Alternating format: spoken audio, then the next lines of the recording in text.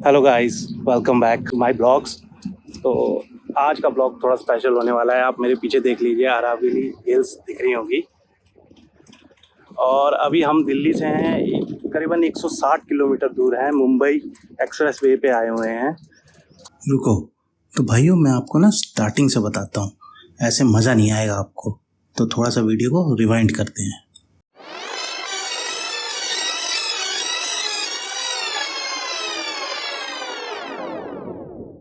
तो यारो, trip start होती है मेरे घर से, जहाँ सुबह उठ के 8 बजे मैं तैयार होके चल पड़ा हूँ दौसा राजस्थान के लिए, अपनी प्यारी नेक्सॉन में, जो कि यहाँ से 224 किलोमीटर दूर है।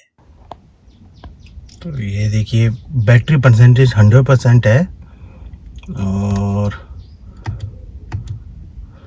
रीजन को अभी 3 कर लेते हैं। हाईवे पे कम कर दूंगा, ट्रिप पे 0, ट्रिप भी 0।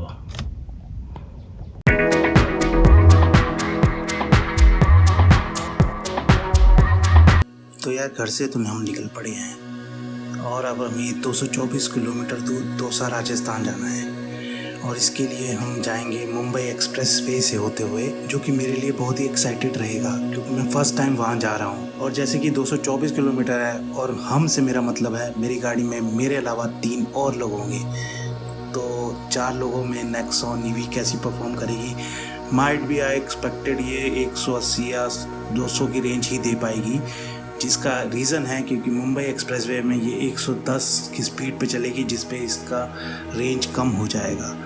हाईवे पे वैसे भी रेंज कम देती है। तो बीच में एक चार्जर है वोल्टिक्स का, वो यहाँ से 160 किलोमीटर दूर पड़ता है, तो और वहाँ से हमें चार्जिंग करनी पड़ेगी। तो वहाँ चार्जिंग कैसी रहती है, क्या वहाँ पर एक्सपीरियंस होता है, वो मैं आपको आगे बताऊँगा।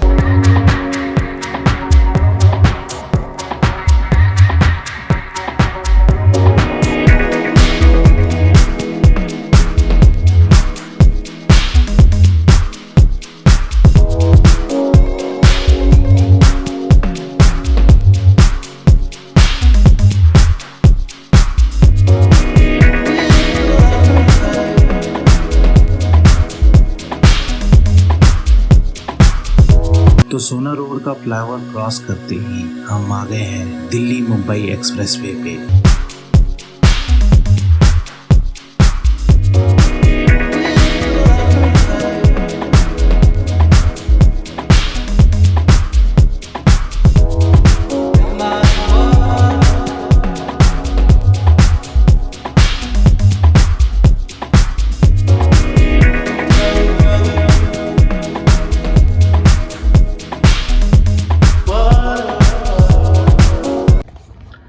तो भाई हम ये चार्जर तक पहुंचे हैं, 8% बैटरी में पहुंचे हैं और हमारी गाड़ी अभी तक चली है 174।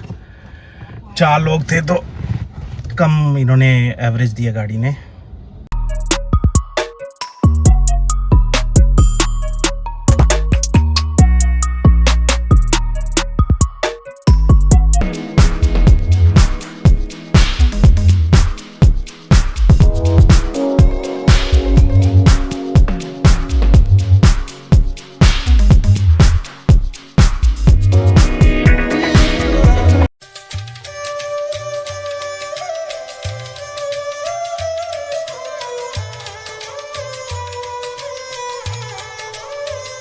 तो वेलकम टू उमेग पैलेस।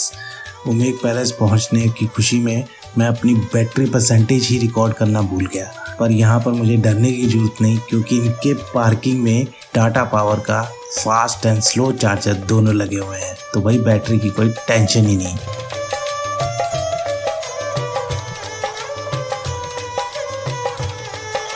तो एक रूम टूर ले लेते हैं। हाँ जी, ये वॉशरूम है, नाइस।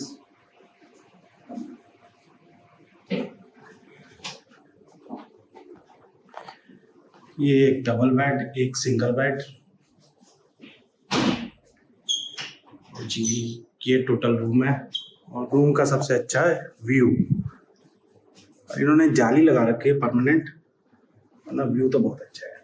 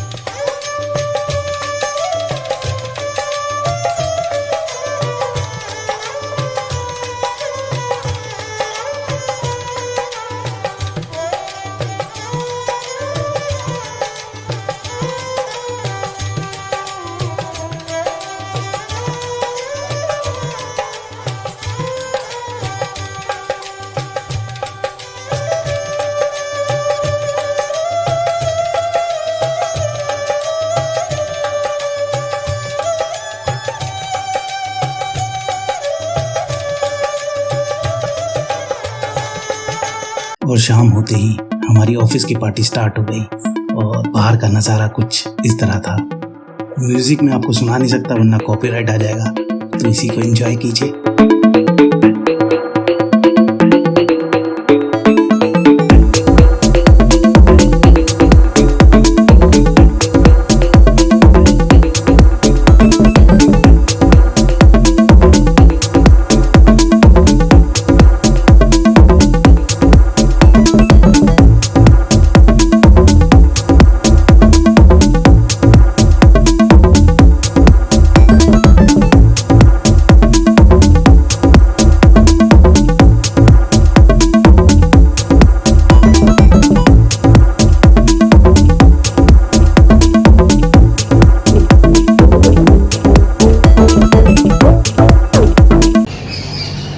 तो भाई अब सुबह हो गए और हमने चेकआउट कर लिया है। तो अब हम थोड़ा दिल्ली से पहले जा रहे हैं Bhangarh fort, most haunted place.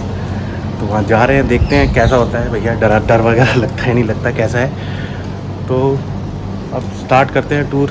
ज़्यादा कुछ है नहीं इस प्रॉपर्टी और दिखाने के लिए, क्योंकि प्रॉपर्टी एक छोटे से एरिया में बनी हुई है काफ़ी बड़ी एक एरिया में बनी हुई है। और मेन बात यह है कि अपना ये सब कुछ ना जो भी सर्व करते हैं आपको, वो ऑर्गेनिकली अपने यहाँ पर फार्म ही करते हैं, फार्म में उगा के ही आपको उसे सर्व करते हैं।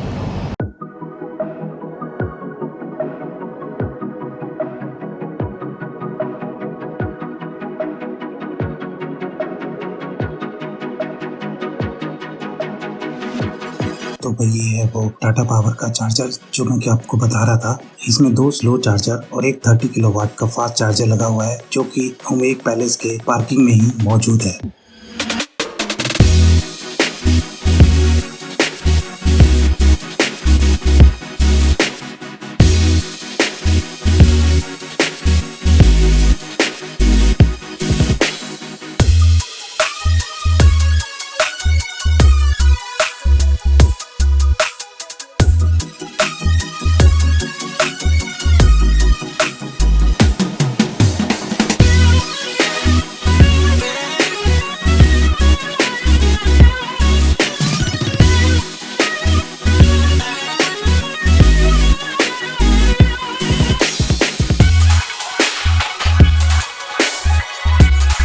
तो उमेद टावर से 64 किलोमीटर की ड्राइव करने के बाद हम पहुंच गए हैं भानगढ़ फोर्ट।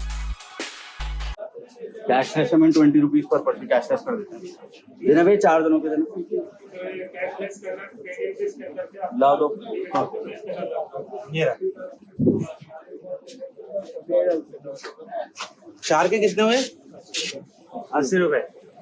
यहाँ पे तो इधर ये पूरा इसका मैप है। तो इस मैप के अकॉर्डिंग मैं आपको थोड़ा सा यहाँ बता भी देता हूँ। जैसे आपको मेन जो प्राचीर दिख रही है, दीवार दिख रही है, 4 दीवारी, तो ये इस उत्तर से लेके जो पहाड़ी है, देखो इधर की तरफ, ये उत्तर की पहाड़ी से लेके दक्षिण की पहाड़ी तक इसकी 2.5 किलोमीटर लंबाई ये दीवार बनी हुई है। हाँ, 2500 मीटर की लंबाई इसकी है। इसमें 5 गेट है सर। उधर से गेट हम गिनते जाएंगे तो दिल्ली गेट है पहले। दिल्ली की तरफ जब इस राज्य की सेनाएं जाती थी तो दिल्ली गेट का यूज करती थी। उसके बाद आता है फुलवारी गेट, जो फूलों की खेती होती थी इस जगह पे, इसलिए फुलवारी गेट बोलते हैं। यहाँ सर आगे है, यहाँ से एक रास्ता जा रहा है, मैं आपको बता दूँ। वहाँ से फुलवारी गेट बोलते हैं। जिस गेट से आप एंट्री करके आए उसको हनुमान गेट बोलते हैं, क्योंकि हनुमान टेम्पल है यहाँ पे। इसके बाद में लाहौरी गेट आता है, क्योंकि यहाँ पहले लोहे का कारखाना था। देखो वो मोन्यूमेंट्स बन रहा है थोड़ा हाई, वही अवशेष जो बचा है थोड़ा सा। उसके बाद यानी कि जितने भी गेट थे उनके ऊपर ही बना हुआ था, लेकिन वो टूट गया, गिर गया। उससे आगे का है अजमेरी गेट। अजमेर की तरफ जब सेनाएं जाती थी तो उस गेट का यूज करती थी। तो अब यहाँ से आगे हम चले। अब ये हनुमान गेट, हाँ, हनुमान जी का मंदिर है, एकमात्र मंदिर है जहाँ पे कोर्ट के अंदर पूजा होती है। आज भी यानी कि पूजा होती है। देखो अभी धार्मिक आयोजन भी हो गया कुछ देर में। ये सब यहीं निकले हुए हैं ये ना। हाँ, ये वाली चीजें। ये जो आप देख रहे हो ये पहले जोहरी मार्केट हुआ करता था सर। जोहरी मार्केट। हाँ, ये जो अवशेष आप देख रहे हो सर, ये जोहरी मार्केट था पहले। हाँ, दो मंजिला दुकानें हुआ करती थी यहाँ पे। और इनके दुकानों के जस्ट पीछे जो व्यापारी लोग आते थे मार्केटिंग के लिए, तो उनके रहने की व्यवस्थाएं थी सर। अवशेष दिख रहा है सर आपको, ये नर्तकों की हवेली बोलते हैं इसको। जो राज परिवार में डांस करने वाली होती थी और उनके रहने का निवास स्थान था। अच्छा, डांसर रहते थे यहाँ पर। हाँ ये वो सब, पीछे वाला सर, वो एक ही साथ होगा शायद, बाद में टूट गया। और ये जो आप दुकानें देख रहे हैं सर, इसको इत्र की और तेल की फेमस दुकानें हुआ करती थी इस राज्य के अंदर। ये जो रास्ता है ये फुलवारी गेट में जा रहा है।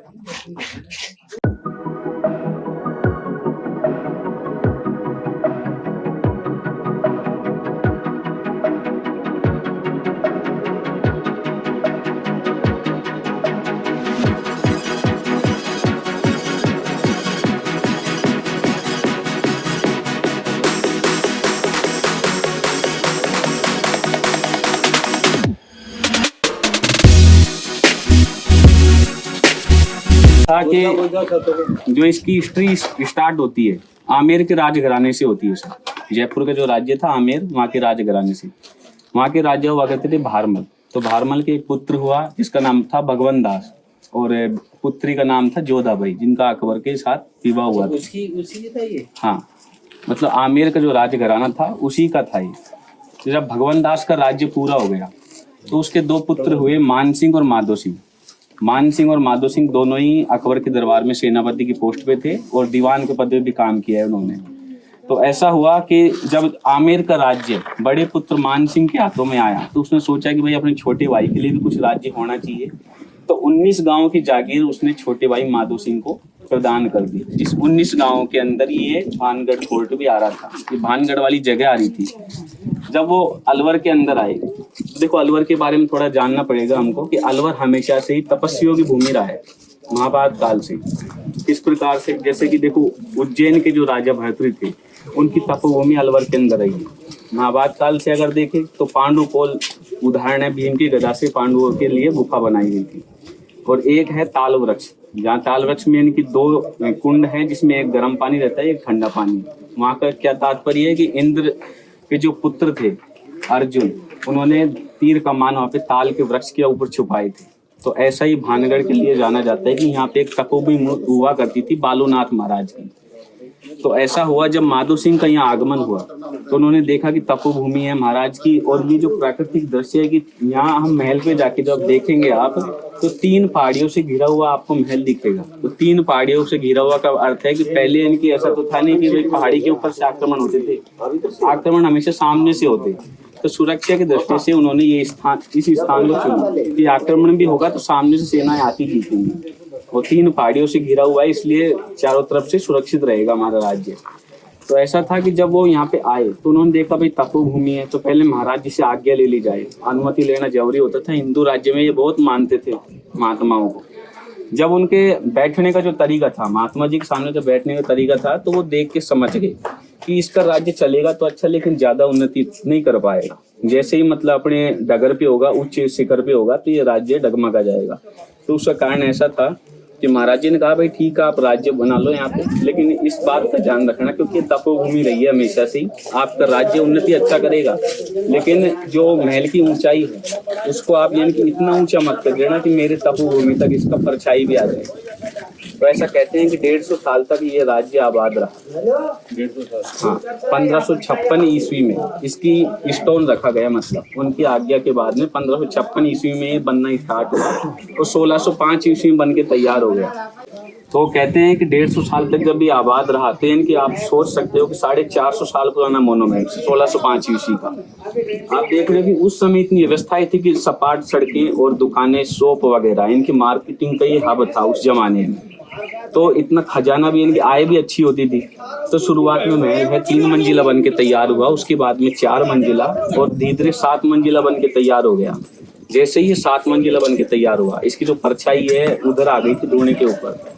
तो बालूनाथ जी ने क्रोधित होकर कह दिया कि भाई अब तेरा राज्य चल नहीं पाएगा, जो आप यानी कि सोच रहे हो कि भाई इतना राज्य डेवलप कर रहे हैं तो अब नहीं कर पाएगा। तो उसके बाद में इस राज्य की जो प्रगति थी वो रुक गई। अभी हम दुकानों के बारे में देखते हैं। ये देखिए सर, ये कुछ अवशेष बचा हुआ है इस दुकान का। ये 3 स्टेप में जो मैं आपको दुकानें बता रहा था, अंदर की दुकानें वही था कि भंडारण के लिए, स्टोरेज रूम के लिए यूज में करते थे। ये जो आप देख रहे हो, यहाँ पहले भट्टी बनी हुई थी, लाख की चूड़ियां बनती थी पुराने जमाने में, आजकल कांच की आर्टिफिशियल बहुत तरीके की चूड़ी आ गई। तो लाख की चूड़ियों को पिघलाने के लिए छोटी भट्टी का ही काम लेते थे।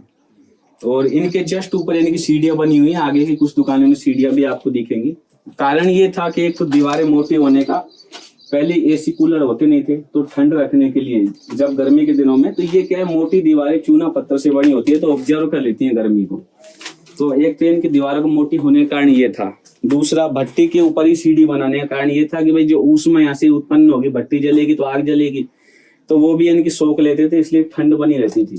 तो ये पूरा इनके बनाने का कारखाना था। कुछ जगह आपको इनके छोटे छोटे ऐसे खाने दिखेंगे, तो चिमनियां जलाने के लिए, उजाले के लिए रात्रि के समय, और ये मार्केटिंग के लिए होता था। दूसरा आप देखोगे, देखो ये बना हुआ है, तो जैसे ये खांचे से बने हुए हैं, हर दुकानों के जो अवशेष बचे हैं ना आपको दिखेंगे। आपने देखा होगा हिंदू परिवारों के जो मकान होते हैं उसमें मूर्तियां लगाते हैं, आजकल टाइल के आर्टिफिशियल आ गई, पहले यहाँ पे मूर्ति रखने के लिए स्थान। अभी आपने वो देखा होगा कि मूवी देखी होगी करण अर्जुन मूवी, जिसमें ये बंधन तो प्यार का बंधन है हुई है, वो इससे मार्केट में हुई है उसकी कुछ सीन इस मार्केट का लिया गया। बाकी तो सरसों के खेत भी अलवर के अंदर अच्छी बहुत शूटिंग हुई थी उस मूवी।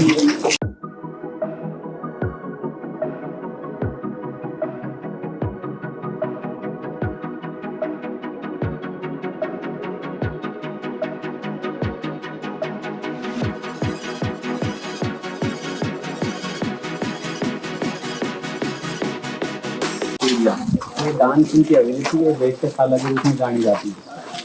ये हाँ, मतलब एक हवेली थी जो वैश्य प्रवृत्ति के लोगों के लिए थी। शादी होते हैं कई लोग होते हैं जो भाई पवित्र मानते हैं अपने। नहीं मतलब ये उसके लिए था ना, तो मार्केट में ही था ये सब कुछ। हाँ देखिए सब सिमिलरिटी सब तो बहुत समान है। जीबी रोड पीछे से निकाला हुआ इन्होंने ऐसा है ना मार्केट में। जयपुर की तो इस किले के सबसे पास जयपुर की स्थापना 1556 ईस्वी में हुई। सॉरी, ये भानगढ़ की स्थापना 1556 से 1605 ईस्वी में बन के तैयार हो गया। उसके बाद 150 साल तक ये आबाद रहा, और ये जयपुर राज्य घराने का ही अंग था।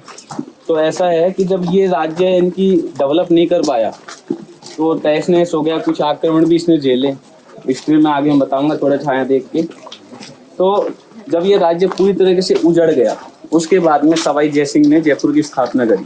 तो जयपुर की स्थापना इस राज्य की है, हाँ, इस राज्य के बाद में हुई है। तो यहाँ का जो मानचित्र था ना वो पूरा फॉलो है जयपुर के। ये धर्मशाला ऐसा जैसे घोड़ी को बांधने के लिए स्थान बनाए गए थे, और धार्मिक कार्यक्रमों का यहाँ पे आयोजन होता था। कि ये हवन कुंड उसी के लिए बनाया गया था, पुराने जमाने का हवन कुंड है। और बाकी जो भजन कीर्तन करने वाले लोग होते थे तो उस जगह का यूज करते थे बैठने के लिए। ऐसा हुआ सर कि जब ये राज्य उन्नति नहीं कर पा रहा था, तो उसके बाद में एक और किस्सा यहाँ पे कहा जाता है, किंवदंती है, यहाँ का कोई मतलब प्रूव नहीं मिला उसके बारे में, कि माधो सिंह की पत्नी का नाम था रत्नावती। रत्नावती पास ही के एक इतरवाड़ा एक राज्य था, उसके इंद्रराजी राजा थे, उनकी बेटी थी रत्नावती। तो ऐसा है कि माधो सिंह के साथ उसकी शादी हुई, और वो महिला जो थी विदुषी महिला थी, यानी कि शिव जी की बहुत बड़ी भक्त थी, और तंत्र विद्या में शुरुआत से ही माहिर थी, यानी कि तंत्र विद्या काला जादू। ऐसा कहते हैं कि एक बार इसी राज्य का कोई व्यापारी विदेश में व्यापार करने के लिए जाता है, तो उसका लौटते समय उसका जहाज लहरों के बीच में फंस गया, डूबने वाला था वो। तो उन्होंने वहाँ पे स्मरण किया होगा रत्नावती को कि मैं डूबने वाला हूँ, मेरे को बचा लो। तो अपनी तंत्र विद्या की शक्ति से रानी रत्नावती ने उसको नाव को पास में किनारे पे लेके आ गई और उसको बचा लिया। इस बात में कैसे मालूम चला कि जब राज्य में वो व्यापारी लौटा तो उसने किसी मतलब पत्नी को बताया होगा या परिवार में से किसी एक को। तो ये बात धीरे धीरे एक से दूसरे पास फैलती हुई पूरे राज्य के अंदर फैल गई। यहाँ के जो मंत्री के सलाहकार थे, राजा के जो सलाहकार मंत्री थे आसपास के, उन्होंने राजा के कान भरने स्टार्ट कर दिया कि रानी रत्नावती है जो तंत्र विद्या जानती है, काला जादू, तो ये कैसे भी करके आपको जो अपने काबू में करके मार सकती है और पूरे राज्य को हड़प सकती है। उसके बाद में इस राज्य के अंदर एक सेवणा नाम का तांत्रिक आया। वो तांत्रिक इतना मतलब पहुंचा हुआ था कि उसकी ख्याति भी दूर दूर तक थी। वो डायरेक्ट इनके राजा से मिला और उससे बातचीत करी, भाई क्या प्रॉब्लम है, क्या बातें हैं। तो राजा ने सारी चीज़ें उसको बता दी। सोमेश्वर मंदिर के पास में एक भूरिया नाम का कुंड है, आज ही बना हुआ है। वहाँ से वो जल लेती थी और रोजाना शिव जी को चढ़ाती थी और आराधना करती थी। तो तांत्रिक वहाँ जाके खड़ा हो गए एक दिन कि मेरे को इस चीज़ को देखना है कि भाई यहाँ कहाँ मैं रानी के पास में जा सकता हूँ। तो ऐसा था कि वो जाके भूरिया कुंड पे खड़ा हो गया। जैसे ही रानी जल लेने के लिए आई तो उसकी परछाई को देख के वो चौंक गया, मतलब सहम गए एक तरीके से। तो वहाँ से हुई पूरी भानगढ़ की जो बुराई थी उसकी शुरुआत की, भूतों की नगरी कैसे बनी। जब तांत्रिक ने उसके चेहरे को देखा तो दंग रह गया कि इतनी खूबसूरत रानी है, और मन में एक चीज़ ख्याल आने लग गए कि इस रानी को अगर मैंने काबू में कर लिया तो राजा को तो हम ऐसे ही मार देंगे तंत्र विद्या से, तो रानी मेरी होगी, राज्य भी मेरा हो गया। अच्छा, तो उस दिन के बाद क्या हुआ, चालू था हाँ, तो ऐसा हुआ लड़ाई की। तो ऐसा हुआ कि मित्र की आपको दुकान दिखाई थी, तो वहाँ से रोजना दासी के हाथों से तेल जाया करता था रत्नावती के लिए। तो तांत्रिक एक दिन वहाँ पे खड़ा हो गया, दासी से कहा भी मेरे को तेल दिखा, इसमें कुछ है तो नहीं। अब तांत्रिक की जो उठा बैठक थी राजा के साथ थी, और दासी एक छोटे पद भी होती है, तो उसने क्या है कि तेल का प्याला तांत्रिक को दे दिया कि ठीक है देख लो आप। तांत्रिक ने उसका जो माइंड था उसको डाइवर्ट कर दिया, यानी किसी और चीज़ में लगा दिया, और पीछे से उसमें सम्मोहन विद्या वाला काला जादू कर दिया। जैसे ही वो तेल का प्याला लेके दासी रानी रत्नावती के पास पहुंची, तो रानी रत्नावती इस बात को देख के समझ गई कि इसके अंदर जादू किया हुआ है सम्मोहन विद्या वाला। और ऐसा कहते हैं किसी एक जादू के ऊपर, किसी एक वस्तु पे जादू हो रहा है, उसी के ऊपर दूसरा काला जादू कर दे तो वो बिगड़ जाता है, विकराल रूप ले लेता है। तो रानी ने क्या किया कि अपनी तंत्र विद्या से भी उसके ऊपर वही सम्मोहन विद्या वाला जादू कर दिया, और पास में एक बड़ी चट्टान पड़ी थी उसके ऊपर तेल को प्याले को फैला दिया। अब तांत्रिक क्या है, वो जो हवेली है ऊपर आप देख रहे हो छतरी है आज, उसको तांत्रिक की हवेली बोलते हैं। पहले इधर हवेली हुआ करती थी। तो ऐसा है कि तांत्रिक जब सम्मोहन विद्या करके वो तेल भेज दिया, तो सोच रहा था कि रानी है जो जैसे ही इनके तेल को लगाएगी सम्मोहित हो जाएगी, और मध्य रात्रि के समय नेगेटिव एनर्जी ज़्यादा हावी हो जाती है, काला जादू, तो वो सम्मोहित होने के बाद में मेरे पास आ जाएगी, तो मैं उसको अच्छे से काबू में कर लूँगा। तो इस तरह की विचारधारा के बाद में हुआ ऐसे उल्टा, क्योंकि जो तेल था डबल सम्मोहन विद्या के बाद में उस चट्टान के ऊपर डाल दिया। तो रात्रि जैसे ही हुई धीरे धीरे वो चट्टान सरकने लगी, और सरकते हुए तांत्रिक की हवेली पे जाके उसके ऊपर गिर गई। जैसे ही उसके प्राण निकलने वाले थे, तो तांत्रिक ने ये कहा कि भाई मैं जितनी भी इनकी तंत्र विद्या आज तक इकट्ठा की है, तो उससे ये श्राप देता हूँ कि जितने भानगढ़ के रहने वाले हैं लोग वो मर जाएंगे, जो है कि प्रजा है, और उनको मोक्ष की प्राप्ति नहीं होगी। तो आज जो कहते हैं कि भूतों की नगरी भानगढ़, तो उन लोगों को मोक्ष की प्राप्ति हुई नहीं, तो वो आज भी जब नेगेटिव एनर्जी हावी होती है तो घूमते हैं लोग, आवाज़ें आती हैं।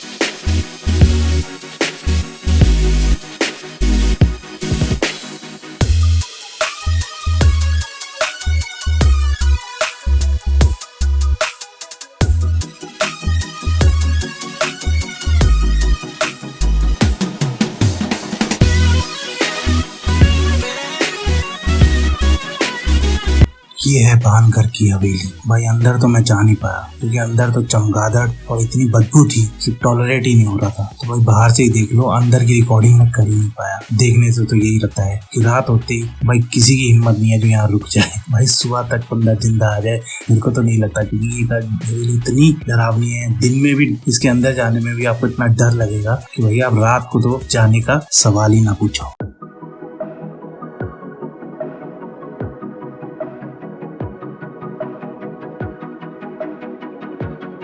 तो भानगढ़ फोर्ट का 1 घंटे का टूर करने के बाद हम वापसी दिल्ली के लिए रवाना हो गए। अगर आप भानगढ़ फोर्ट आ रहे हैं तो 2 चीज़ों का ध्यान रखिएगा। एक, अगर आप गर्मी के मौसम में आ रहे हैं, जैसे मैं अगस्त में आया था एंड में, तो अपना छाता साथ में लेके आइएगा अगर धूप निकली हुई है, वरना बाहर रेंट पे छाते मिल जाते हैं 50-50 रुपए में, आप उसे कैरी कर लीजिएगा, क्योंकि धूप बहुत पड़ती है। और इस पूरे फोर्ट के टूर में आपको छाते की कमी महसूस होगी। सेकंड, वहाँ पर गवर्नमेंट लाइसेंस गाइड होते हैं, आप उनसे बात करके उन्हें बहुत सस्ते में हायर कर सकते हैं। गाइड का काफी फायदा होगा, आपको बहुत सी हिस्ट्री पता चल जाएगी, जैसे मैंने इसमें दिखाया था थोड़ा सा। गाइड और भी बहुत कुछ बताता है। हमने गाइड किया था 300 रुपए में, हम 8 लोग थे और उसने काफी हमें जानकारी दी इस फोर्ट के बारे में। और टूर खत्म होने के बाद यहाँ से निकलने वाले यहाँ बाहर एक नींबू की शिकंजी मिलती है जो काफी टेस्टी होती है, आप उसे भी ट्राई कीजिएगा।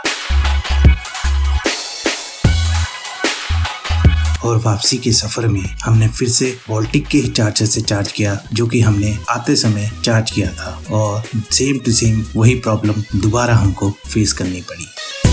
तो ये वोल्टिक का चार्जर है, यहाँ से चार्ज कर रहे हैं हम।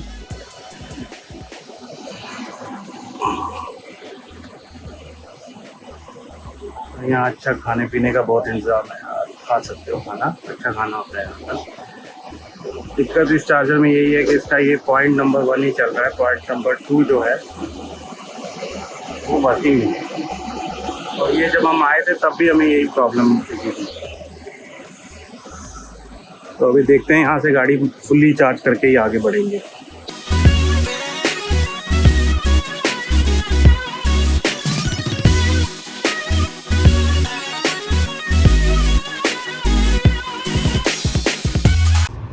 तो भाई मैं वापस पहुंच गया हूँ, 12% बैटरी पे पहुंचा हूँ और 568 किलोमीटर ही मेरा टूर हुआ। वहाँ उमेक टावर और वहाँ से भानगढ़ से वापस यहाँ 9:20 के अराउंड में पहुँचा हूँ।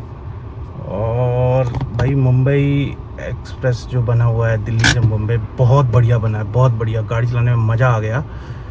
बट दिक्कत यही है कि अगर मैं ये चेक करूँ दौसा तक जो मैं गया था, जहाँ तक राजस्थान में, एक ही चार्जर बीच में था, वो वोल्टिक का था, और वो भी प्रॉब्लम बड़ा दिया यार। जाते समय एक साइड मिला नहीं चार्जिंग, दूसरी साइड जाके चार्ज करना पड़ा। आते समय भी चार्जिंग बार बार स्टॉप हो जा रही थी, और वहाँ से फिर मेरे को 85% पे ही मैंने छोड़ो यार, बार बार स्टॉप हो रही है, मैं वहाँ से चल पड़ा था। और यहाँ 12% पड़ रहा। बीच में मैंने एक ना 10-15% का टॉपअप लिया था। सोना रोड में ओमेक्स करके मॉल है, ओमेक्स या अरीना मॉल है, आई डोंट नो, बट उसकी पार्किंग में था। वहाँ भी दिक्कत रही टाटा पावर के चार्जर में। मैंने सोचा था कि वहाँ 8% पे पहुँचा था कि 30% तक कर लूँ, तो वो 15% पे स्टॉप हो गया। फिर अगली बार फिर वो 22 पे स्टॉप हो गया। तो चार्जर्स की बहुत दिक्कत है यार। अगर ईवी यूज़र हो और थोड़ा सा लॉन्ग ड्राइव जा रहे हो, ये दिक्कतें झेलनी पड़ेगी। ट्रैवल टाइम इन चक्रों की वजह से और बढ़ जाता है। वैसे ही चार्जिंग में वैसे ही घंटा ले लेगा, और ये सब वो करने में और बढ़ जाता है। और एक मेन प्रॉब्लम जो मेरे को स्टार्टिंग से लगती है कि इतने चार्जिंग प्लेयर्स आ गए हैं, तो सबकी अलग अलग ऐप है, और सब में आपको कुछ ना कुछ पैसा डाल के रखना पड़ता है, और हमेशा चार्जिंग के पास 100, 150, 200 रुपये वो पड़ा रह जाता है। अब ये वोल्टिक चार्जर मेरे ख्याल से दिल्ली में और मेरी जिस साइड में जाता हूँ उस साइड है नहीं। अब वो उसमें 150-200 रुपये जो पड़े हैं वो वैसे रहेंगे, वापस करते भी नहीं है वो। तो आई थिंक एक सिंगल ऐप बनानी चाहिए, या पेटीएम को इनके साथ टाई अप करना चाहिए, ताकि क्या है कि यार कि पैसा एक ही जगह से जाए। उस टाइम बहुत चार्जिंग में बड़ा प्रॉब्लम आ जाता है, पहले लोड करो, फिर उसके बाद फिर से चार्जिंग स्टार्ट करो, और हर का चार्जिंग का तरीका स्टार्ट करने का अलग है, तो काफ़ी दिक्कत रही। बट जो मेरा टूर रहा वो बहुत अच्छा रहा। इवेंट काफ़ी अच्छा था कंपनी का, और भानगढ़ की एक अलग ही वो है, आपने देख ही लिया। बट बस यही है। तो यार अगर मेरा कुछ व्लॉग में मज़ा आ रहा है तो मेरे को सब्सक्राइब कीजिए और लाइक कीजिए, ठीक है। मिलता हूँ मैं आपको अपने अगले टूर पे।